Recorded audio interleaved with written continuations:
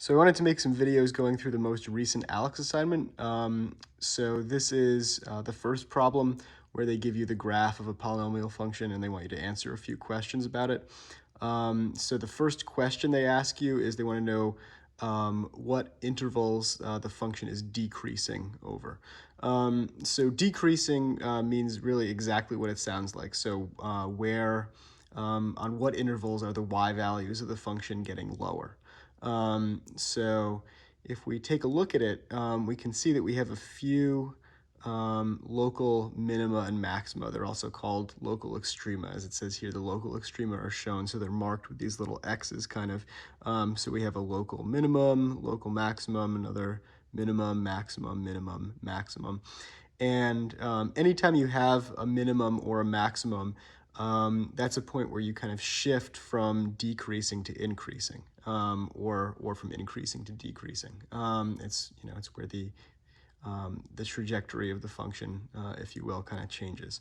So if we look here, we can see that before this minimum, okay, if we trace backwards, we get higher. So that means if we trace forward, we're getting lower. So we're decreasing from pretty much as far back as you can go, from negative infinity all the way to -9 here. And then we have a local minimum, so we kind of change over. We're increasing here. Then we have a local maximum, and then we start decreasing again from -6 to -2. Then we increase again. Then we're decreasing from 2 to 6. Then we're increasing again, and then finally we're decreasing from 9 kind of all the way on. So we want to look at these intervals that they give us. So from negative infinity to -9, yep, we're decreasing. From -6 to -2, yep, that's one of the ones where we're decreasing. From 2 to 6, yeah, we're also decreasing there. From -2 to 6, not quite, right? So from -2 to 2, we're increasing. From 2 to 6, we're decreasing. So we're not decreasing over that whole interval. That whole interval there, -2 to 6, we have an increasing portion and a decreasing portion. From 6 to 9, we're actually increasing, so we can't check that one. And then from 9 to infinity, yeah, we are decreasing, so we'll check that one too. Okay. The function has local minima at which x values. So minima, it doesn't have to be the absolute lowest point on the function. It's just a local point where it kind of bottoms out and then starts coming back. So it looks like we have one at x equals 9, and then one at x equals -2, and then another one at x equals 6. So a local minimum is a point where the function kind of appears to bottom out, at least momentarily. It looks like a little cup, almost like a little piece of the function that looks like a concave up or parabola that opens up. Okay, so you can see those little kind of troughs there, and there. So -9, -2, and 6. Okay, so that's our answer for where the local minima. What is the sign of the leading coefficient of f? So this is a little bit trickier, but we can really tell by looking at the end behavior. So we can see that as we go towards negative infinity, y is going towards positive infinity, and vice versa. As we go towards positive infinity, y goes towards negative infinity.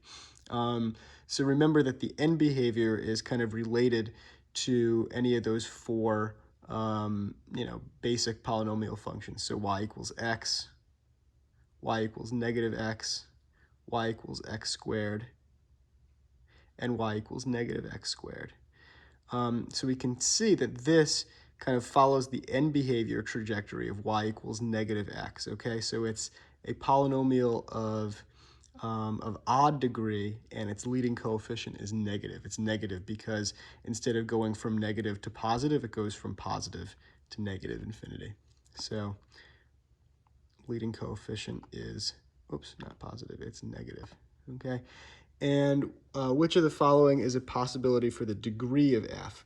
So for the degree of f, we want to look at how many times the function crosses the x-axis. So we can see 1, 2, 3. We have kind of a double root there, so we're actually going to count that twice. Anytime you have it looks like the function's hanging off the x-axis, we're going to count that twice. So we have 1, 2, 3, 4, 5, 6, 7. Okay, so so 7 is a possible degree. It could also be 9. Okay, it can't be 8 because if it were 8, it would be symmetrical. It would either be going both up or be going both down. Anytime you're going towards positive infinity in one corner and negative infinity in the other corner, it can only be odd degree. It can't be 5 because we cross the x-axis more than 5 times.